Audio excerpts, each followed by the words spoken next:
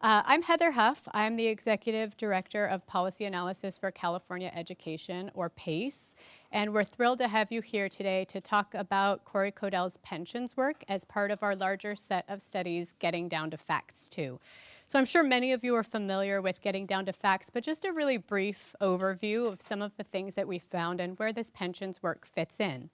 So Getting Down to Facts was a national collaborative research study. We had about 100 researchers participating in it from across the country. Many of these researchers were here in California as well. It culminated in 36 studies, 19 research briefs, where our goal was really to try to take stock for this new administration and all of the changes that we've seen over the past decade to say, how are we doing in our education system right now, and what could we do better?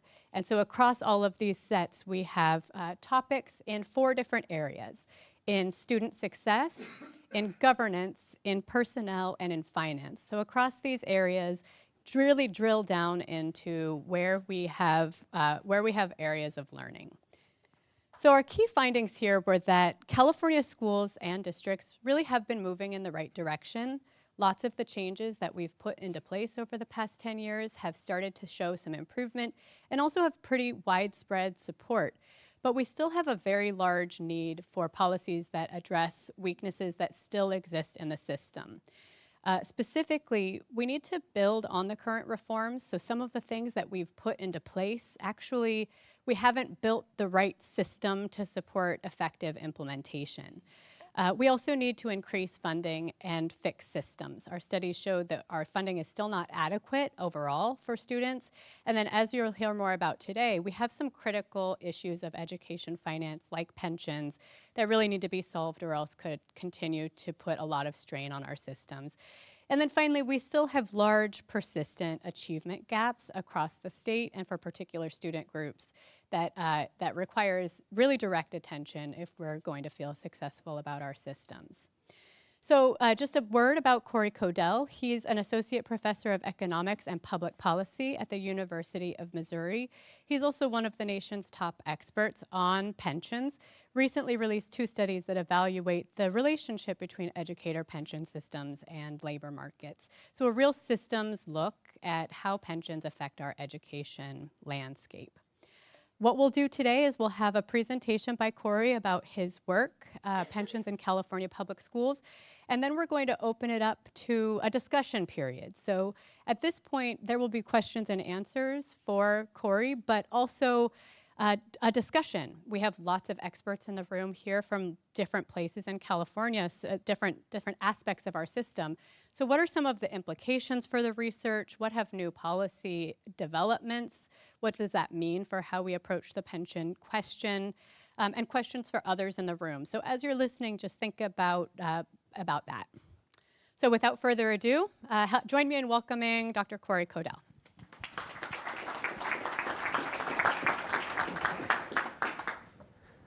Okay, hi everyone, and thank you all for coming out on your Friday afternoon to talk about pensions. Pensions is a bigger draw than it used to be. Still working on it growing, but yeah, we're starting to run into some problems in a lot of places, including California, and I imagine a lot of you, that's why you're here. So the work I'm presenting today is the work we did for the Getting Down to Facts project, and so I'm going to kind of just go through what I think are the big takeaways from the report. And there's a lot of other stuff in the report that we can talk about in the extended discussion. This is all joint with Gabriel Gassman, who's a really sharp student at the University of Missouri, which is where I'm at. Okay, so just a quick, what I'm going to do for just a quick outline, I'm going to give a quick background on sort of the big key issues of how these pension plans work, mostly focused on CalSTRS, which I'll explain in a second. Then I'll explain what is happening with the pension plans in California, why it's happening, talk a little bit about the longer term outlook, and then some of the policy options that are floating around out there, because as I'll elaborate on, California is not alone in this pension hole. The talk again is centered around the report we wrote for Getting Down to Facts, which is primarily focused on CalSTRS. As many of you know, the schools in California contribute to 2 plans. CalSTRS is the certified personnel, so that's teachers, administrators, all those folks. And then they're also classified staff in schools or in CalPERS. Fundamentally, the issues for CalSTRS and CalPERS are very similar. So the big picture, I could replicate all of these talking points for CalPERS. The technical details will differ But the substantive stuff is the same. And then the other reason we focus on CalSTRS is it's the main budget item for schools. So they're spending a lot more of their budget is going to CalSTRS just because a lot more of their personnel expenditures are for CalSTRS covered employees. Okay, so big picture background on how these plans work. I apologize, this is a review for some of you, but so CalSTRS is a defined benefit pension plan. That just means that the benefit is defined by a formula, and that the formula is up here. This formula is the same formula that CalPERS uses. This is CalSTRS uses it. All the big public subnational defined benefit plans use it across the country, so state and local. So it's an annuity. It's an annuity benefit. At retirement, your annuity is a function of this formula. There's 3 things in the formula. The first thing is the formula factor, which can fluctuate a little bit. In California, a good number to have in your head is 2%. And then that's multiplied by the years of service in the system. A lot of times those 2 things are multiplied together, and we call that a replacement rate. And it's a replacement rate for the final average salary. So if you're a 25-year worker, you have a 2% formula factor, your annuity is going to replace 50% of your final average salary. The final average salary calculation differs across the country. In California, for teachers, it's based on the highest 1 to 3 years of earnings, and there's a few different stipulations that determine exactly what that is. But that's how these things work. The formula factor can adjust. If you have more service in the system, you can get your formula factor bumped up. The maximum formula factor in California is 2.4%. And then there's a cost of living adjustment. So after you retire, this formula defines your annual benefit, and then every year it gets multiplied by a cost of living adjustment in the system. Okay, so on the benefit side, this is how benefits work. So this is stuff this system is paying out as workers gain experience in the system, then that becomes a liability for the plan that it has to pay out. And so the other side of this is funding this. And so the system has to collect enough money to pay for these benefits that they're promising. The key thing I want to focus on, because I think it's really important for understanding the problems that CalSTRS is facing, and again, this is not a CalSTRS unique issue, is that benefits, because of the defined benefit structure, benefits are not directly linked to contributions at the individual level. There's nothing in this formula that has anything to do with what any individual worker put in. This is a formula that promises a benefit. On the back end, what's happening is there are actuaries working, they're making assumptions and figuring out how much money has to come into the system to pay the benefits that are being accrued based on this formula. Okay, so and I think maybe the easiest way to understand the importance of the direct link between contributions and benefits is to think about the counterfactual, which is what they call a defined contribution plan. In the private sector, this is a 401k. In a defined contribution plan, your benefits are directly linked to your contributions at the individual level. So defined contribution plans have their problems, so I'm not saying they don't, but I think this is a very important distinction between the plans that I want to get out there, that if you have a defined contribution plan, you put money in, maybe your employer puts money in, there's interest, and at the end there's this balance. You can watch the balance the whole time, and that thing defines your retirement benefit. And so your benefits are directly linked to your contributions. The reason that's so important is, at least from a structural perspective, in thinking about these plans and some of the issues that we're facing with these plans, if you link contributions and benefits at the individual level, you can't transfer resources across workers. Like, it's structurally impossible in a 401k to transfer resources from one person to another. We all have our own accounts. That's not true for the defined benefit plans, because the formula just gives a benefit, and there can be all kinds of stuff going on in the background that transfers resources across workers. There's been a lot of study of this in research. There are resource transfers within cohorts. That's been studied a lot. This is very common knowledge, but the way the DB plans work, and I think it's by design, is it transfers resources from short career teachers to long career teachers. And so if you're a long career teacher, you get more out of the system. I think this is fairly well understood.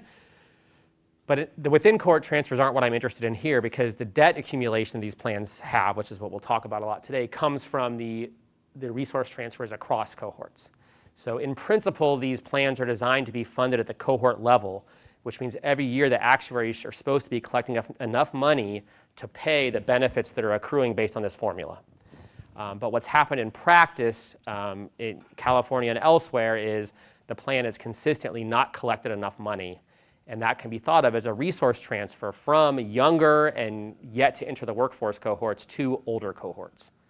So another way to say that, the older cohorts are extracting resources beyond what they put in, and that's creating a lot of debt. And so when we come back at the end and talk about policy options in terms of like what other states have done, the big thing is to try to make that, to structurally block some of that. Because at one level, I think the fundamental, I don't want to hit that. The fundamental issue is we want to stop the accrual of liabilities, of unfunded liabilities, because that's where the debt comes in and where all these ramping up of cost is coming from, but we'll get there. Okay, so now let's go get specific with CalSTRS. So what's happening? As many of you know, contribution rates are going up. Contribution rates are operationalized as a percent of salary on a per head basis by the system.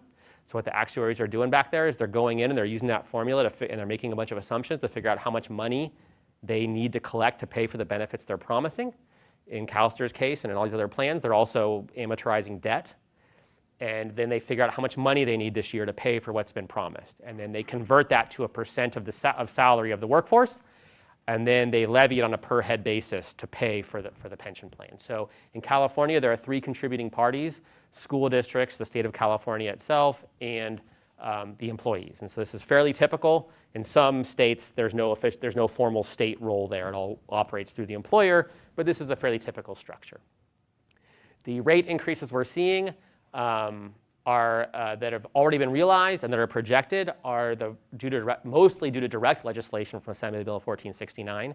And I should mention, I'll talk at the very end about the recent governor's budget that came in and did some stuff with this, but I'll get there. But the Assembly Bill 1469 basically phased in higher contribution rates for all 3 contributing parties. The districts bore the brunt of this. And so before Assembly Bill 1469, they were paying 8.25% of teacher salaries for pension costs, and that is going to go up to, it was going to go up to 19.1% by 2021. So that's more than a 100% increase. What the governor did, I think just last week, is that right? I lowered this to 18.1%. But fundamentally, I think the story is the same. The districts are bearing the brunt of this. I'll show you exactly what happened in just a second.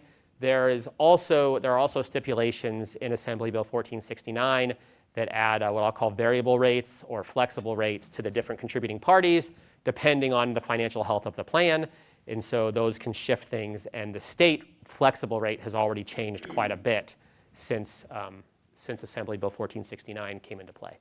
So getting more specific, so here are pictures showing you the changes over time in the contribution rates to the plan. The pictures are very similar to each other. On the left, I started in 2006 in both pictures, and there's nothing special about 2006. I just wanted to give us a little bit of runway so we could see what's going on into 2014, which was when Assembly Bill 1469 kicked in. The picture on the left is actual contributions and then the directly legislated rate increases from Assembly Bill 1469, ending in 2021. That's the last year of the phase-in. And on the right, it's the same picture, but I've added on all the variable rates. And there's a little bit of wiggling for the employees if you squint.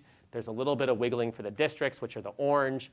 But the big move is for the state. And I'll come back and explain that in a minute. But let's start on the left. So the left is showing us actual contribution rates from 06 projected through 2021 based on the legislation. The total height of the bar is the total contribution rate. And so in 2006, we were at I think it's about 18% of teacher salaries in total being contributed to the plan. And you can see that was very flat all the way till Assembly Bill 1469 started phasing in the higher rates. It just stayed flat like that. The colors of the bars are telling you who's paying. So blue is employees, orange is the district, and gray is the state. And so you can visually see the district bearing the brunt of this. Their bar grew by the most. In percentage terms, the state rate grew the most, right? The state was paying just a little tiny bit, and they're putting themselves on the hook for a lot more. The employee rate went up, but not very much at all. Okay, so that's just what the bill did. And then because the finances have not evolved as well as the actuaries would have hoped, which I'm going to argue has been the historical norm in CalSTRS and all these other plans, they've had to implement these variable rates that increase rates, particularly for the state.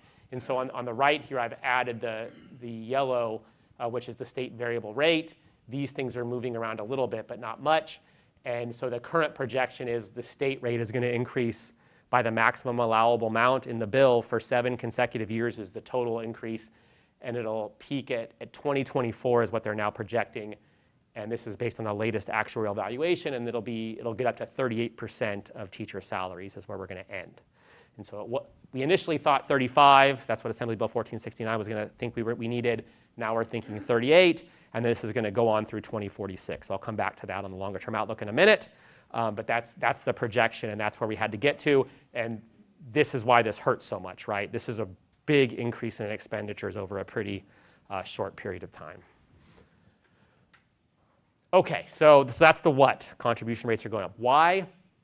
One thing I've struggled with, and I've noticed the profession struggle a lot with, is to try to communicate pension issues in plain terms to smart people who don't want to read pension manuals all the time. And so I'm going to try my best to do that. Although I apologize, I'm probably too jargony too. But the two-word answer to why this is happening is pension debt.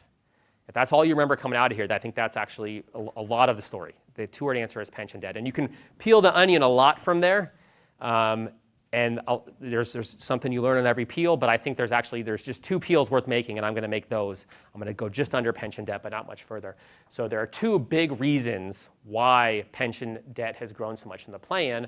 The first is that the three contributing parties, the employees, the school districts, and the state, have underpaid what the actuaries say they need for the plan for a very long time. Okay, so the actuaries have this thing called the annual required contribution. It's the ARC. And the ARC says the actuaries, they see this benefit formula, how many benefits are coming in. They've got this debt they have to deal with, and they figure out a price for that. And they say, this is how much money we need for the plan.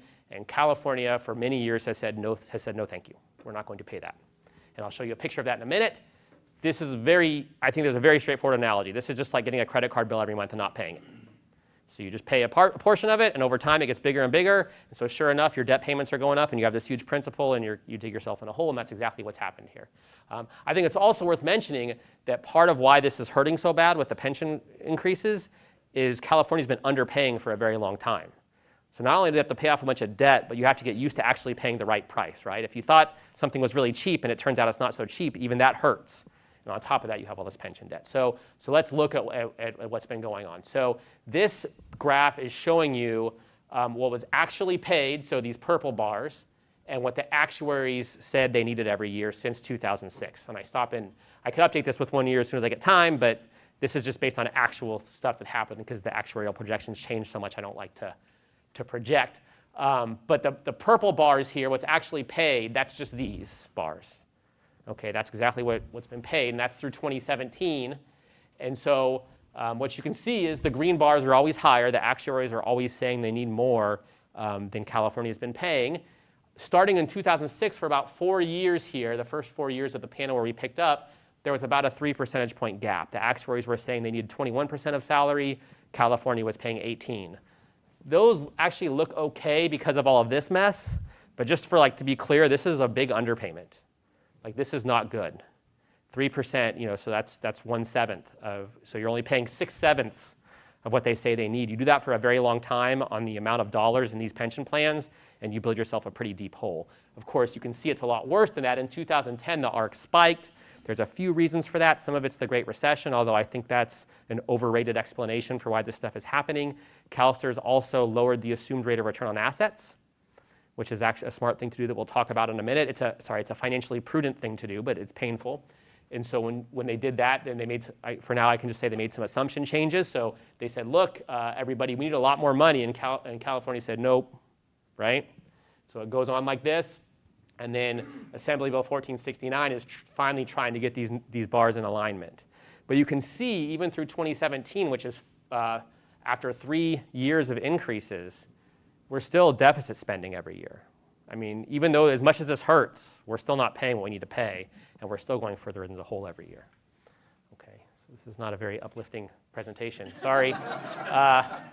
It's not going to get any better either. We're right at peak happiness here. Okay. Okay, so problem one, we've got this credit card bill we just haven't paid. So of course we're going to have a bunch of debt from that. There's a second problem. The second problem is, I think it's fair to say there's a consensus among financial economists that the annual required contribution, the price the actuaries say they need for these plans is too low. They're not asking for enough money, and I think there's lots of evidence that that's the case. There's some nice studies that do this. I will tell you, I'm in Missouri, In Missouri, there's state statute that requires the contribution to move with the ARC, and we still have a lot of pension debt. We've been paying what we're supposed to pay, and we keep going into debt. There's a lot of assumptions you can talk about. Again, the onion has lots of layers. There's really only one important one. The important one is that the actuaries assume a very high rate of return on assets.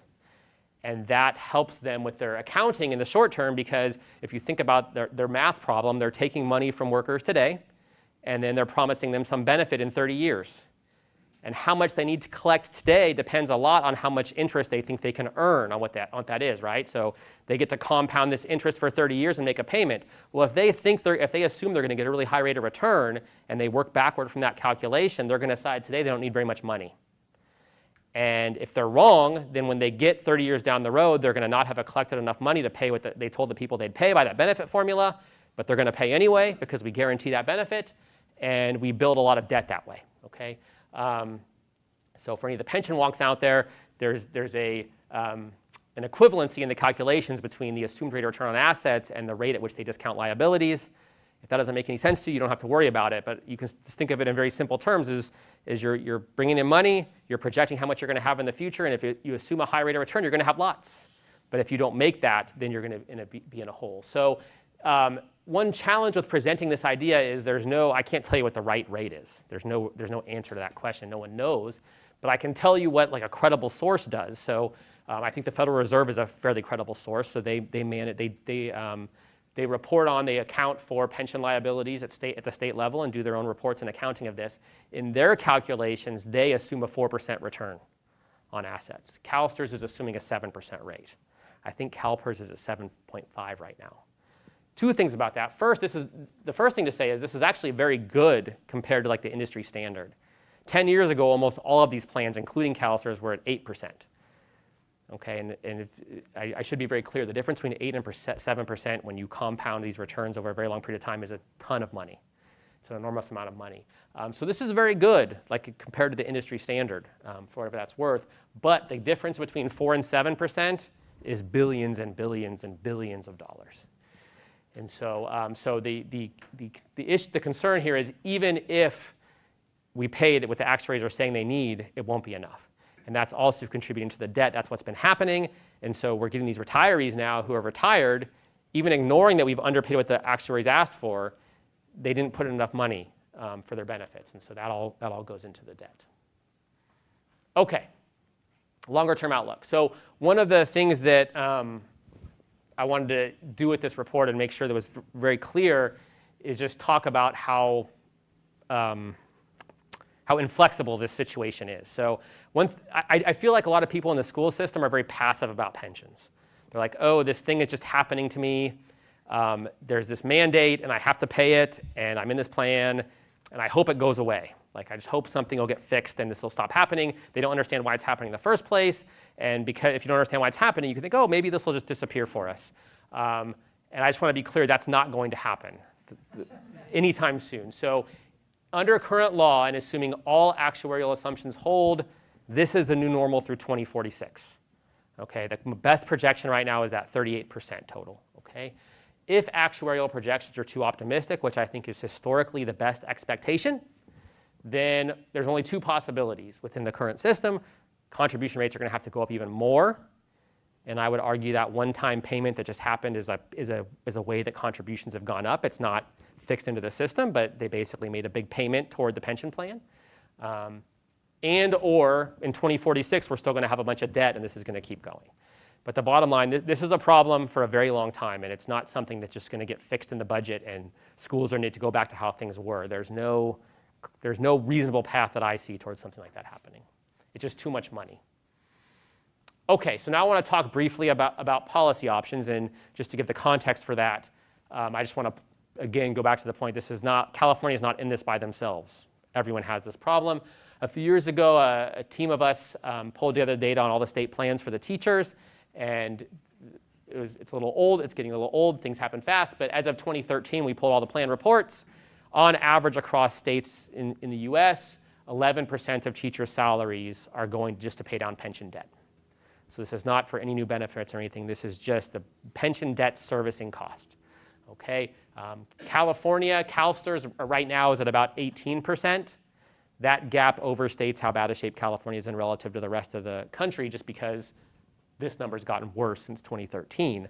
But California is sort of right there with them, and California is a little worse than average, partly because it just has a more generous plan. But that's 18% of teacher salaries toward debt. That's a very big expenditure for something that's not providing any new resources for instruction or current personnel or anything. Okay, and this is just a chart that this guy, Bob Costrell at the University of Arkansas, keeps updated every year. Quarterly, I should say. This is just to show you the national trend. This is per pupil expenditures on pensions. For those of you that can't see, it's way back there. So he picks up in 2004 here. In 2004, about $520 per pupil on average across the country was going for pensions. And I should mention this is based on data from the Bureau of Labor Statistics. And by December 2017, it was at $1,300 per pupil. So California is not alone in having to deal with this problem, although Assembly Bill 1469 has certainly kicked things into action a little bit. Okay, so policy options, and I have in parentheses there, I always remind myself, not recommendations. I'm very happy that the getting down to facts, this is the getting down to facts mantra. We're not making recommendations, and I don't want to make recommendations either, but I think we can talk objectively about policy options, and I think we can talk about them from the perspective of what other states have done that are in a similar bind. My view, and I think it's consistent with the policies that have been implemented in other states, is that the goal of these policies should be to stop the growth of unfunded liabilities. That is fundamentally what has gotten us in this bind, that we have all these liabilities. And so the policy options are to try to stop that. So within the current pension structure, you can only either raise contributions or reduce benefits. Okay? California has done some of both of those things in recent years, but much bigger changes will be needed in order to actually pay for this thing at the right price. I think this is a good time to stop and talk about the one-time payment that was just approved.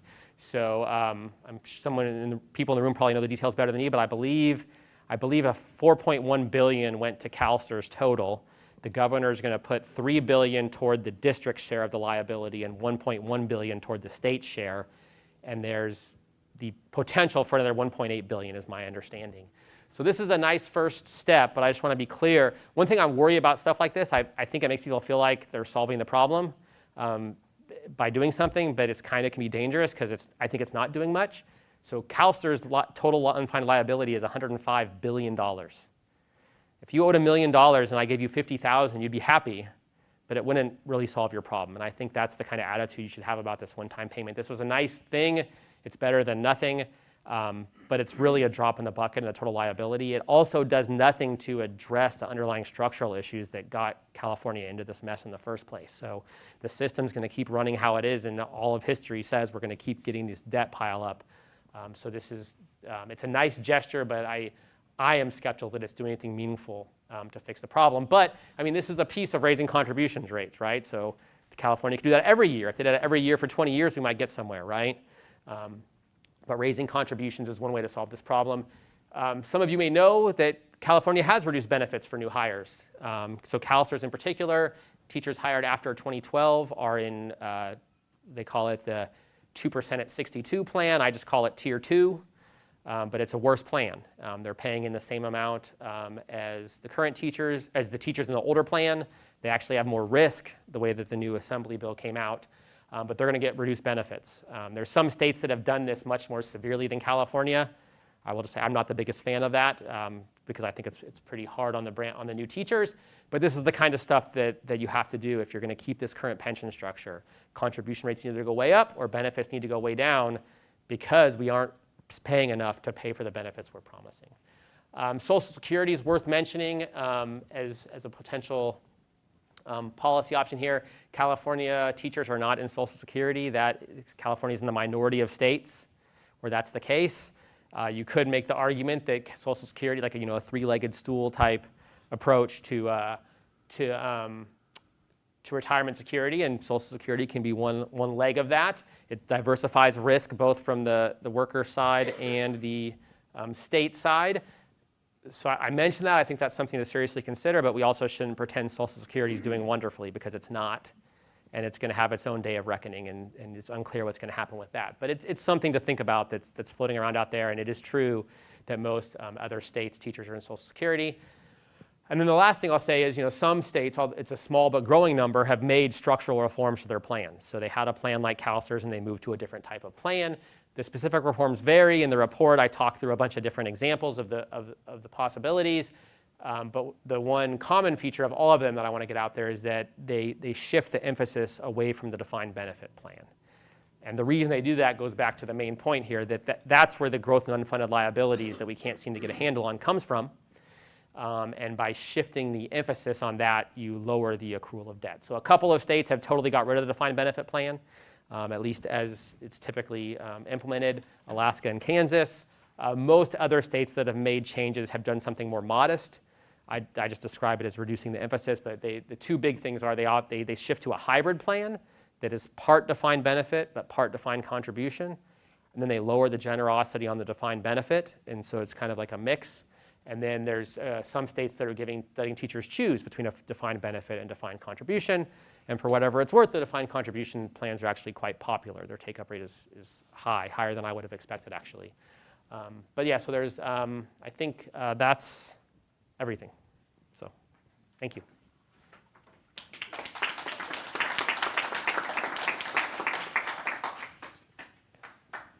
Okay, so questions, comments, reflections, implications, any of the above. And introduce yourself, please. Hi, Sarah Lillis with Teach Plus. I actually have a quick clarifying question. On states that are giving teachers an option between defined benefit or defined contribution, is the benefit smaller for the, like how do? So the benefit, sorry to stumble through this, but it's actually kind of a tricky answer. So in accounting sense, the benefits are similar. The defined benefit is much more valuable because it guarantees that really high rate of return. So from the state's accounting books, they're equally generous, but because of that guaranteed benefit, the defined benefit plans are actually more generous. Than like our current. Yeah. They don't. The defined benefit plan doesn't look more generous on paper because like the districts are paying the same amount into both. But because the defined benefit plan guarantees this really high rate of return that you can't get with your own investments, right? When you get your 403B or whatever, you just invest it. The value of that thing is not in the documentation. And so if you want to get it back, why is it so popular? Well, maybe because teachers don't really understand how valuable that promised high rate of return is. That would be an explanation for that, why they're choosing it. I mean, there's other explanations too, but that's one of them. So the answer to your question is they try to make it fair when they switch in terms of price. But the way they do accounting, the same reason they're in the mess with all the debt of the pension plans is they assume too high a rate of return. They don't realize how bad that assumption is. They do the same thing when they're giving these choices and stuff. Hope that helps. Sorry. Hi, I'm Hugh Lee. I feel like this is an ongoing process, that the structural defects has been going on, and as actuaries, they should have known that you can't define the contributions and the benefits when you're relying on the market to figure out how your contributions would generate to the benefits. So where should have been the course correction that happens with this? That's a very difficult question, a landmine-y question. I thought about that a lot. And I've read some of the legislative notes or whatever. They have documentation of a legislative session, not here in California, but other places. The whole thing's, the actuaries must know that this, I don't think actuaries are like dummies. If there's any actuaries in here, I don't think you're dummies. I think actuaries are smart people. They know what they're doing. I don't think they're in the dark about this. And actually, there's like fighting in the Actuarial Association about some of this stuff. They're the experts who advise the legislature. They are also, the pension plan is their client. And so I do know of like, so there's one very bad example of this in Missouri where they made what I think, for lack of a better term, a very shady assumption that there's just no other way to describe it. And the best I can figure is things aren't at arm's length. That's the best explanation. But the actuaries must know that this is not sustainable. So who should have said something? The legislature is relying on the actuaries as the experts, but the actuaries work for the pension plan. In Missouri, the pension plan was under great pressure to not keep increasing contribution rates. And so sure enough, the actuaries did an assumption study, an evaluation study, and updated their assumptions and found a bunch of money in a very shady way. and they reported to the legislature that's what happened, and the legislature just signed off on it. So I don't know whose fault it is when that happens. But I guess the answer is what I would like to see is an arm's length, knowledgeable body whose job is to report the facts to the legislature that does not have to report to the pension plan or appease the pension plan. And I guess that body is missing, and that's my best speculation as to what went wrong, if that helps at all. Hi, Grant Boykin with CalSTRS. So I'd be remiss if I didn't, actually the last comments you said made me think of something. So we do have an actuary here. This is Rick Reed with the System Actuary for CalSTRS. We do in California have an actuarial body that one of our members and members of the private sector sit on. It's the California Actuarial Advisory Panel. And so they do have no real oversight role, but they opine on the actuarial methodologies of the system. So we do have that. We've had that in place for close to a decade now. I wanted to thank you for your research, and I think part of what you highlight is the structural problem of not having the contributions that are required. CalSTRS, unlike the vast majority of systems, does not have the ability to set its own rates. We spent about 10 years, along with our stakeholders, our teacher partners, trying to get the legislature to recognize the problem. And I thought we had great success in 2014 with our funding plan that you mentioned. When you look at the contributions, you show them coming in short. And I just want to make sure that people realize, yeah, that's by design. We wanted to ramp up the contributions for employers in a gradual way to make it more doable because this stuff is tricky. But if you project out, we still project with the funding plan and with the flexibility that we have to raise rates on both the state side and the employer side, we're on the path to full funding. Right. Yes. Sorry. Thank you for that clarification. That yes, these things. The goal is to bring these things together. Yeah. And then, one of your earlier slides mentioned that employee contributions are really unrelated to the funding of the system. But for about the third of our employees that are in that new tier you mentioned, their rates are directly related to the normal costs, which is essentially the premium you would pay, disregarding the unfunded liability you have to pay down. And the employees in the first tier are at about that normal cost too. So I would say there is some relation. And but the other thing that I just had to point out.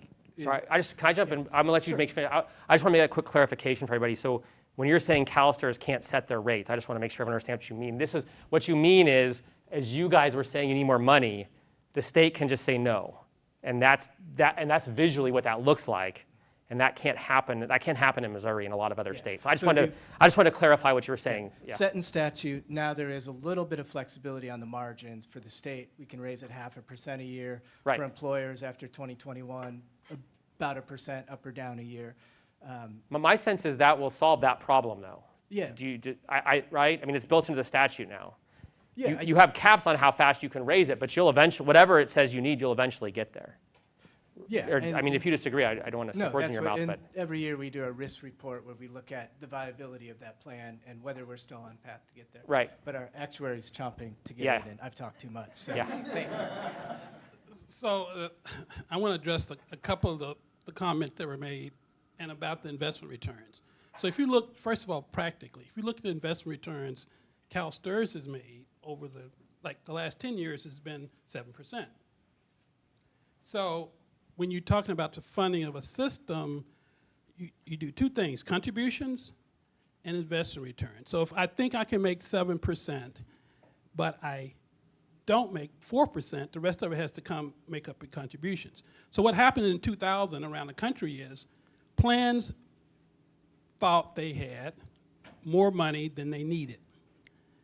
And I can tell you for a fact, actuaries were not saying that. But constituent groups and others were looking at the numbers. They temporarily had more money because of the stock market run-up. And they increased benefits and didn't put aside money to pay for it.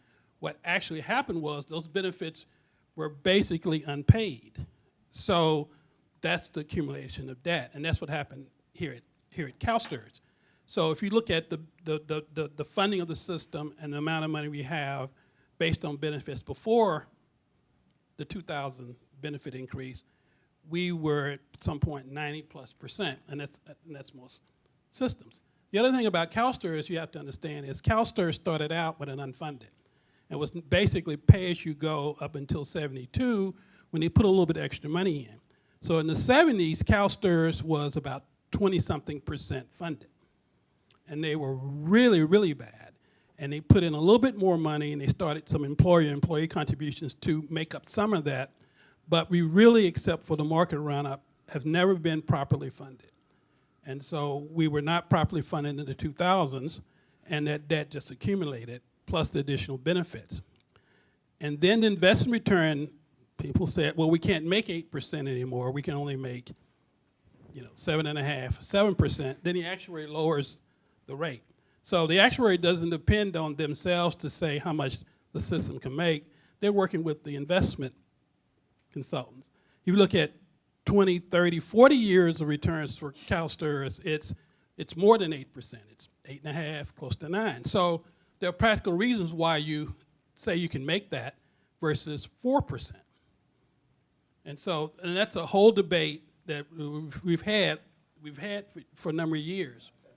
It's not settled, but there are practical reasons why you say you can make 7%. Is because historically, we've made a lot more than that.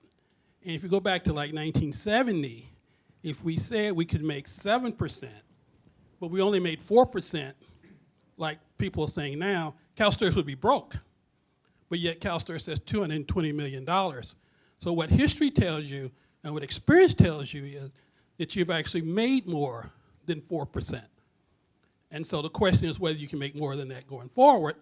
That's a debate, but we do have history on our side to make more than that. No, we don't have control over that. I mean, we work with the investment consultants. They do every 3 or 4 years, we do an asset liability study in which they do targeted returns. They say what they think they can make based on what the investment consultants and the study says. Then the actuary goes behind them and sets an appropriate rates. So if the targeted rate based on the study says we can make about 7% or 8%, then the actuary is not going to go and set it at 4%, even though that's the value of the benefit. The value of the benefit is worth more than 7% to a person because most people can't make 7%. Right. Which is the problem with the DC plans. Anybody got a 401k plan, generally you're not making 7%. So some comments have been made. I just wanted to make sure that the record is straight on, how the actuary looks at the investment returns and how it's set. So is it okay if I respond to that quickly? Cory, Sorry. can So you weigh in on that? I just want to say, there's a lot of ways we can go back and forth on this. And the problem is there's no right answer, which is why can be this ambiguity. But I can tell you why economists don't believe that. The reason economists don't believe it is if the CalSTRS portfolio could really guarantee and make 7%, what California should do is just go to the market and borrow billions of dollars and run it through CalSTRS. Because you can borrow money for less than 7%. And if you did that, CalSTRS would be a money-making machine. Yes, and economists don't believe that thing can exist. Yeah, but it's not a guarantee. But it is. But you do guarantee the benefit, and so it is a guarantee. But historically, if we had done the 4% and made only 4% historically, we'd be broke. Not if you assumed 4%. If you go back to 1970 and say, what did we make?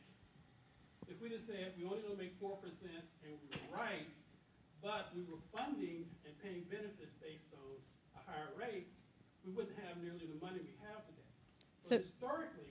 So historically, you beat the 4% is what you're saying. So what I'm Yes, going I to agree with suggest that. at this moment Yeah, is we're going to let pass other the people mic talk. around Yeah, to sorry. get We some more can voices talk in after. the room, Yeah, but we'll have time after for continued conversation sorry. as well. Hi, Cory. I'm Stephen Blake with Children Now. I had 2 questions, but one takes us back into that conversation, so I'm going to skip that. But I would like to know, putting your optimist hat on for a moment, and I know you have one. It's deep. We have a plan to increase these rates and make a certain level of contribution from the 3 different parties through 2046. Now, you've talked about that assumption that's probably too optimistic, but let's say it's actually right on target. What then happens in 2047 in terms of rates of contribution and the like? Then the liability is paid off, the debt is paid off. These guys will correct me if I'm wrong. And you go back to just paying what we call the normal cost, which is the annual. So right now what the actuaries do is they figure out how much money they need for the current workers, which is called normal cost, plus they have to amortize the debt. If the debt went away, then they just need to pay for current employees' benefits, and that's about 20% right now. So it's back to the plan which was in effect before 2014. So the plan ramped up stuff to 2046. It goes away. It's about 20%. It go down to 20% is their best guess based on the actuarial calculations. Hi, Paul Richmond with CDE Foundation, and thanks for your research. I was wondering if you could talk a little bit more about the Social Security policy option and what does that look like and what would be the implications for that for California? Okay, yeah. So a lot of states, teachers are in Social Security, so they have a defined benefit state plan, and they're also in Social Security. There's no rules governing how that works, but as a matter of practice, the states that have that, the state plan is less generous. The idea is that the worker and the employer are both paying into Social Security, then they're also paying into the state plan. So it's a less generous benefit formula, lower contribution rate, and then the employee, when they retire, they get both Social Security and their defined benefit pension plan from the state. The reason there's heterogeneity across the country in this, in the 60s, public employees could opt in or not into Social Security. And so California is one of the states where the public employees opted out. But most states, the public employees opted in.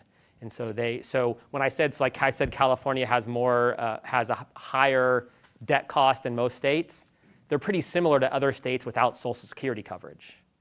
But they're higher than the states that also have Social Security just because the whole thing is a bigger thing here because Social Security is not a part of it. Does that answer your question or not? Did I miss it? No, I mean, that helps me Yeah, understand. okay. Yeah. So the main idea is you take the money that's going to Social, here we take the money that would go to Social Security and pour it all into CalSTRS. Whereas in other states, they have a thing like CalSTRS, but it's less generous, and then they siphon off some to Social Security, and then the teacher, when they retire, collects from both. Hi. For those states that have reformed their benefit structure and are going away from defined benefit to a form of defined contribution, are you able to share which of those states have unions? I would share if I knew that. I don't know. Yeah, I don't know the details behind that. Okay. There's a lot of them though, so some of them must have unions. There's a lot. I mean, maybe like 10 states have done stuff. So it's enough that there has to be some states with strong union presence, I would think. Thanks for the presentation and for your research. So on this, back to this topic of the chart. So your first policy option, not recommendation, is that obviously that everybody needs to do more, right? That we need to revisit the contribution rates, correct? That's one option. Yes. That's one option. Given that what we've seen here, and I get the debate about you think ultimately that it's too optimistic and that this chart, the gap is not going to close as much as right now the state thinks it's going to close, correct? That the 2046 is not going to materialize. But at least in its early years, the gap is closing, right? So at what point what would it take for you, given that if it was for the policy option, to go ahead and make the course correction? Because right now, at least, obviously the rates have gone up, and they're going to flatline at, what is it, 19, 20%? At least for the employer. Where would you wait to see that the gap is not closing, or you think that the action is needed even though the early results are showing that we are closing the gap? I see what you're saying. I guess a problem is by the time you know it didn't close, it's too late. So I guess, so if you ask what I would do, I would assume a lower rate of return and base the contribution rate on that. And then I would make the contribution rates more flexible. And when you beat your return, so either way, you're making a bet, right? You're never going to hit exactly what your expected return is. Right now, we've consistently bet high. And then when we come under, we have to pay back. And I guess there's some argument about that, but that's my interpretation of it. I think nationally, I feel strong about my interpretation, but we can disagree. You could bet low. I would favor betting low, and I think that's the financial economists is what they would say. That's what they would say. You bet low, and so when you say you're going to make 5% instead of 7%, that contribution rate would go way up, and then you might have a lot of extra money. If things happen like they did the last 40 or 50 years, you would. I think that's right. But if they didn't, then you'd have extra money, and you could lower contribution rates later or something. Contribution rates are more flexible than benefits. So I don't know if that, hope that helps. Hi, Dr. Koedel. Thanks for your research. My name is Mike Cecilia. I'm with CalSTRS on the communications side. Sure. You said earlier that you think that the 2008 recession was not as significant a factor for funding, and I'm wondering why, because we always cite the Great Recession losing 25% of our assets in 1 year as one of the reasons why it's been such a tough uphill climb since. Yeah, so I'll be a little wonky about that, and I'll touch on something that you touched on too. So what the plan assumes, so now it's 7%, but let's just say it's always been 7%. So the plan assumes 7%. A little bit of the context on what you were saying about raising benefits in the early 2000s, some of you may know, but I can tell some of you are young enough you may not. In the 1990s, there was a historic run-up in the stock market. I mean, it is like unbelievable how much money the stock market made from like the end of the savings and loan crisis through the dot-com bubble. It was like 200% cumulative return over 5 or 6 years, and all the pension portfolios looked great. Almost every state in the country raised benefits. Then the financial crisis comes in and you're way below, right? You're way below. So you were way above your 7% for a long time. You made a lot of money. Then you just spent that. You gave that in what you'd call unfunded benefits. 2008, there's the crash, and you went way below. Well, going above and below is fine if you're trying to hit an average. If your average is 7%, I mean, there actually is some that's not exactly true, but to a rough approximation, if you go above for a while, great. You go below for a while, you're trying to hit 7%. But what the pension plans do is when they're above, they give all the money away. And when they're below, they take a hit. And then they just act like, oh, the recession did this to me. But actually, they aren't, you can never hit your average if whenever you get above, you spend it all. Does that make any sense? And so the reason I say it's a misplaced blame, the system should allow for market fluctuations. It has to. It's supposed to be getting a certain return on average, and bad things are going to happen. A symmetric good thing happened in the late 1990s that I would argue was more good than the recession was bad in terms of returns on these portfolios. It shouldn't have mattered. The system's supposed to take the long view and pay out. But it's an easy way for, I think, the plans to say, well, this isn't our fault, the market tanked. That should be baked in. It shouldn't be a surprise. So that's what I meant. I hope that helps. Samantha Tran with Children Now. 2 quick questions. One is, you referred to the governor's proposal in the budget, and I've heard it talked about a bit like making an extra mortgage payment. And so I would be curious about kind of if that analogy works for you, and what that might mean for the long term in terms of those trend lines. And then secondarily, kind of picking back up on Sarah's question around the defined contribution, that some in the states where you have defined benefit and defined contribution, that teachers are picking up the defined contribution. And your point was that it may be some misunderstanding about what that yields at the end. Is there also an element of portability around their retirement, and if they're going to change professions or come in and out of the profession, at the timing of the when they come in the profession? Okay, so yes, let me take those in order. So I do think what the governor did is he's given some money to reduce district contributions in the immediate term. And so it's not putting any more money in CalSTRS, but it's basically paying part of what the district said they'd pay. So instead of this going to 19.1%, it's going to stop at 18.1% is basically what he did. And then he also put $3 billion toward the district's share of the unfunded liability. That's like an extra principal payment on your mortgage. It's not the regular payment, but you walked in mid-month and you made an extra, you reduced the principal. And so, yeah, I think that's a fair way to think about it. Again, it's a very small fraction of the total bill. So, but it's going to lower if you put down more on the principal. Then your interest payment goes down, and the rates are going to go lower going forward. But it's not a huge number. I mean, fundamentally, it doesn't change the story at all. It's just not enough money. I mean, we throw around billions, like, oh my gosh, $5 billion, that's so much money. But when the liability is $105 billion, it's not that much, unfortunately. And then the other question was about, sorry, I'm losing. So I mentioned there's the high take-up rate of the defined contribution, and it kind of surprised me. And one explanation is that maybe teachers don't realize that it's not as valuable as they think. I think the other most obvious explanation is they value the portability. And there is some evidence that teachers that do take it, on average, do not stay as long. And so they might know they're the kind of person that's less likely to stay in teaching so long, and they're more likely to take the defined contribution.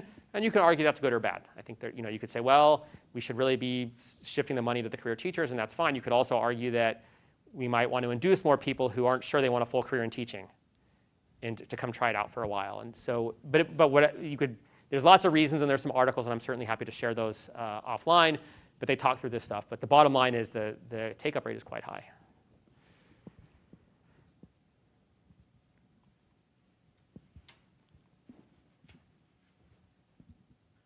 Bobby Roy, SEIU Local 1000. We have some actuaries on our bargaining team as well, and we also have some members that are part of CalSTRS. They work for the Department of Education, community colleges, and they just stayed with the CalSTRS system. And to the point of asking about unions in other places, education is actually one of the highest unionized sectors in the world. So there's a high number of unions as far as teachers. So, that would be accurate, even for those states that, they divide their system up into Social Security and then also having a defined benefit. These numbers, are they strictly the salary numbers, or do they include things like other post-employment benefits, retiree health care? This is just covering CalSTRS costs as a % of covered workers' salary. So this is not health care or any other benefits. It's just the payment to CalSTRS, and then CalSTRS is administering the payments. Thank you.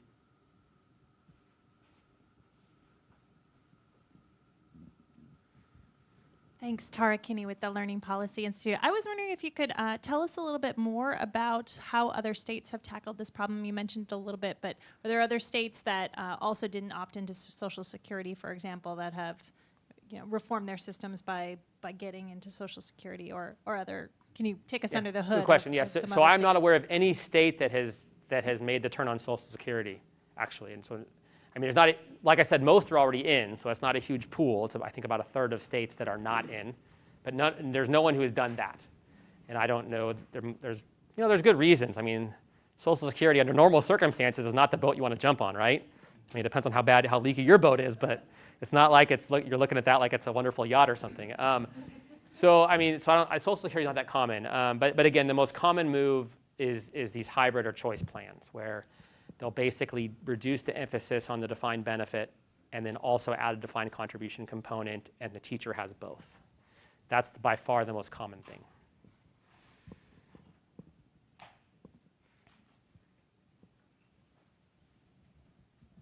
Thank you. Just one point of clarification. The governor's proposal, I just want to make sure people know that's a proposal. It hasn't happened. We didn't ask for it. It's promised. No, I'm kidding. Well, I'm totally kidding. proposal. I'm from Missouri. I'm getting on a plane. I'm out of here. Well, thank you. We'll take it if you're given, but it's early days in the budget process. But yeah, I think it does what's intended, which is to provide some relief for the state or for the school districts in the first couple of years by about 1% of payroll, and then in the out years by 0.5%. And then for the state, it pays it down quicker, so there will be some savings. One thing I want to point out with Mr. Cecilia's question about what happened during the crash, I think you're absolutely right. I would rather have a pension fund that's about 95% funded than 105, because people think of ways to spend the money. CalSTRS, unlike other systems, did not take a pension holiday. We didn't have the sharp increases that you've seen in other places. But then the main question that I wanted, you talked a lot about cost, as we should, because that's a big impact on all payers into it.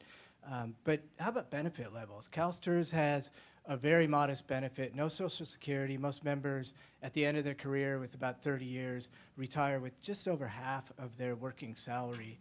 So it's fairly modest already. Do you have, and I know you don't make recommendations, but do you have a happy spot in terms of, not on the cost side, but on the benefit side? It's an important tool to recruit and retain people, and it's a form of deferred compensation. So interested to hear where you so that's a long conversation. That's my short answer. So I don't know what to make of like a modest versus not modest benefit. I feel like those are just very subjective terms. I'm from here, so I'm staying with my parents. And one thing we were talking about this morning, I don't know if people know this, but this whole retirement thing is all new, actually, like in human history. Like when Social Security started, the life expectancy of a white male was less than the Social Security retirement age. And now, my parents live in this retirement community out in Lincoln. If any of you guys go out there, you know what these sprawling retirement communities, right? And like, what is this place? All these people just walking around doing nothing all the time. Like, this is all new, right? They're fighting about their dogs and who's got the bridge room. Like, what the heck's going on here, right? This is like Jerry Seinfeld's, but so like, I don't know, like what, so you work for 30 years, then you get you get paid for not working for 30 years. Like, what's a modest? So, like, what's the right level of benefit? I don't know, but all I know is we have to pay for whatever it is. Like, I think we should have an honest conversation about what it costs, and then pay for whatever it costs. And I feel like that's where there's a little bit of a disconnect. I think it is really expensive, and maybe the right level is more than 50% of your salary. Maybe it's less, and people should just keep working longer. I don't know what it is, but I think we should.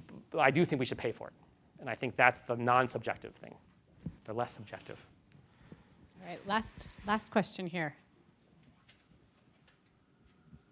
As far as trying to lower the burden to employers in the system, did you also look at how districts, their revenues, well, I know there's talk of like revising Prop 13 here, which would theoretically, property taxes fund a lot of our schools, school districts, and then, potentially increase their revenue so that they could use a smaller, whatever. It adjusts their ability to pay for their employer portion of that. And then before you answer that, I recall CalPERS, they actually lowered our contributions after the run-up in the 90s. So that became sort of an issue for a lot of state workers. And so all of these systems, as they try to, none of us can predict the future. We don't have a crystal ball. As an investment advisor representative, like, we don't have crystal balls, so we can't guarantee rates and things like that. And so it becomes just really difficult. So to the point of like, how do we actually like make it, right?